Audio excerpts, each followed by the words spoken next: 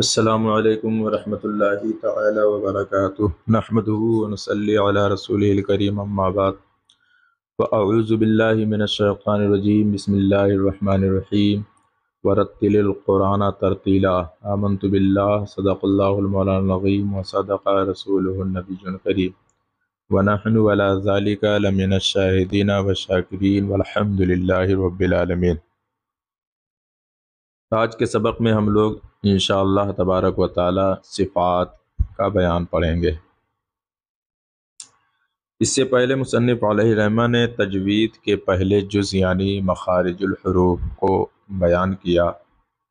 اب اس کے دوسرے جز یعنی صفات حروف کا ذکر کریں گے، کیونکہ جس طرح بغیر مخرج کے حرف ادا نہیں ہو سکتا، اسی طرح بغیر صفت کے حرف کامل ادا نہیں ہو سکتا۔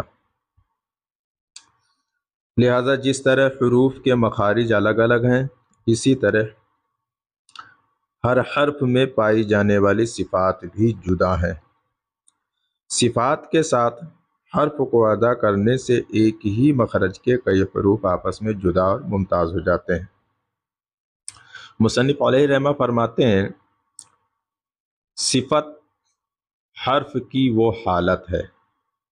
صفت کا لغوی معنی ہے ما قام بشیء، یعنی جو کسی چیز کے ساتھ قائم ہو، یعنی کسی چیز کے ساتھ کیا ہو؟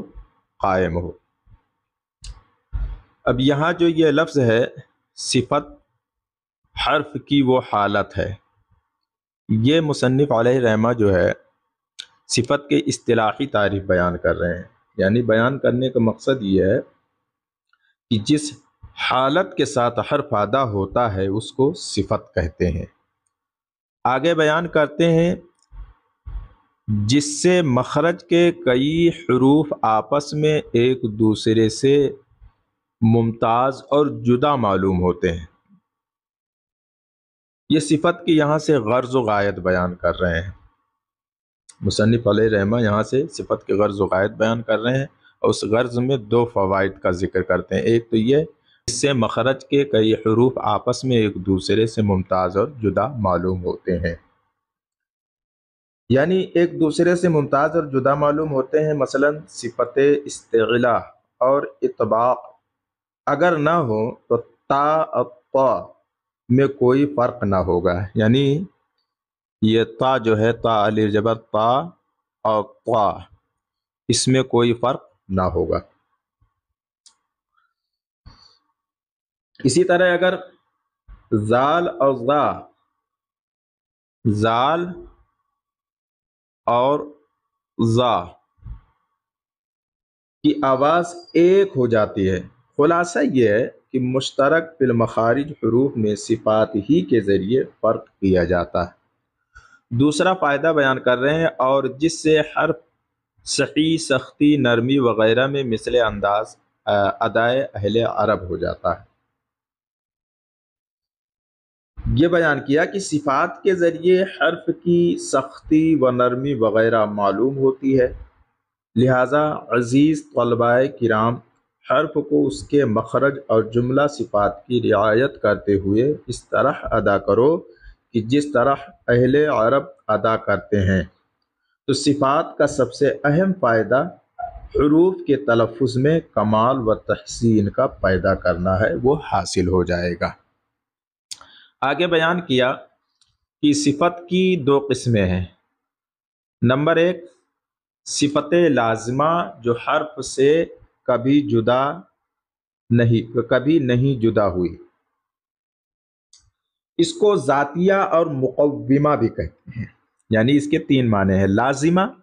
لازمہ کا مطلب جو حرف سے کبھی نہیں جدا ہوئی، اور ذاتیہ کا مطلب ہے کہ حروف کی ذات میں شامل ہو، اور ایک کیا ہے؟ مقومہ کا مطلب یہ ہے کہ حروف کو قائم کرنے والی یا سیدھا کرنے والی۔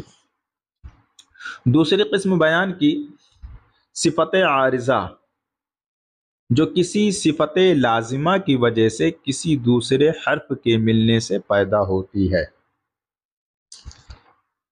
اور اس کو جو ہے صفت عارضہ کو محسنہ، محلیہ اور مزینہ بھی کہتے ہیں۔ محسنہ کے معنی ہوتا ہے آراستہ کرنے والی، محلیہ کے معنی زیور پہنانے والی، اور مزینہ کے معنی ہوگا زینت دینے والی۔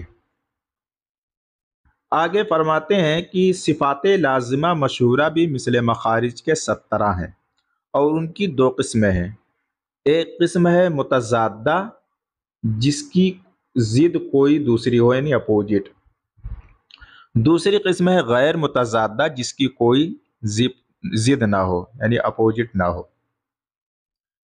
اب یہ جو صفات لازمہ مشہورہ بھی مثل مخارج کے 17 ہیں، کیونکہ ان کے تعداد میں نہ قرہ کا اختلاف ہے۔ بعض نے 14 گنائے ہیں، اور بعض نے 17، اور بعض نے 44 تک کے بیان کیا ہے۔ اب ایک سوال بیدار ہوتا ہے کہ مخارج میں سب سے زیادہ جنہوں نے شمار کیا تھا مصنف علیہ الرحمہ نے اس کا اعتبار کیا، یعنی اس کو اختیار کیا۔ کیوں؟ اس کا جواب یہ دیا گیا تھا، اس لیے کیونکہ 17 جو مخارج ہیں اس میں زیادہ توضیح ہے، زیادہ وضاحت ہے، لہذا مخارج سمجھنے میں آسانی ہوگی۔ تو اب یہاں پر سوال بھی بیدار ہوتا ہے کہ مصنف علیہ الرحمہ کو بجائے 17 کے جو 44 بیان کیا گیا ہے اس کو اختیار کرنا چاہیے تھا، تاکہ زیادہ وضاحت ہوتی۔ آخر کیا وجہ ہے کہ 14 اور 44 کو چھوڑ کر 17 پر عمل کیا؟ تو اس کا جواب یہ دیا جاتا ہے کہ صرف مصنف ہی نہیں بلکہ اکثر محققین نے خیر الامور اوسطھا کے تحت، قاعدہ ہے خیر الامور اوسطھا کے تحت 17 والے قول کو اختیار فرمایا، جو کہ بہترین انتخاب ہے۔ ہمیں امید ہے باتیں سمجھ میں آ گئی ہوگی۔ اب اس کو نقشے کے تحت ہم سمجھنے کی کوشش کرتے ہیں، پھر آگے انشاءاللہ تبارک و تعالی کتاب شروع کریں گے۔ دیکھیے صفات کا یہ نقشہ ہے۔ صفات کی 2 قسمیں ہیں، صفت لازمہ، صفت عارضہ۔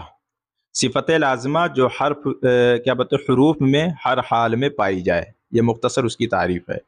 صفت عارضہ جو حروف میں کبھی ہو اور کبھی نہ ہو، یہ کتنے ہیں؟ 17 ہیں۔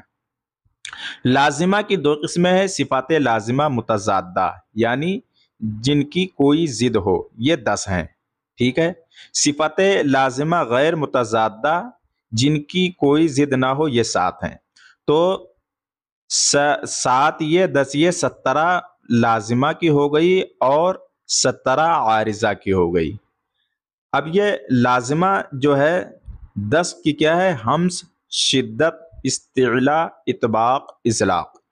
اس کی ضد کیا بات ہے؟ جہر، رخاوت، استفال، انفتاح، اسمات۔ اور جو غیر متضادہ وہ 7 ہیں، کون کون؟ صفیر، قلقلہ، لین، انحراف، تقریر، تفشی، استطالت۔ صفات عارضہ کی پھر کتنی قسمیں ہیں؟ 17۔ وہ کیا کیا ہیں ان کو دیکھیے، یہ دیکھیے۔ ایک ہے تفخیم، ترقیق، تحقیق، تسہیل، ابدال، اثبات، حذف، امالہ، اظہار، ادغام، اخفاء، اقلاب، اظہار شفوی، ادغام شفوی، اخفاء شفوی اور مد غنہ۔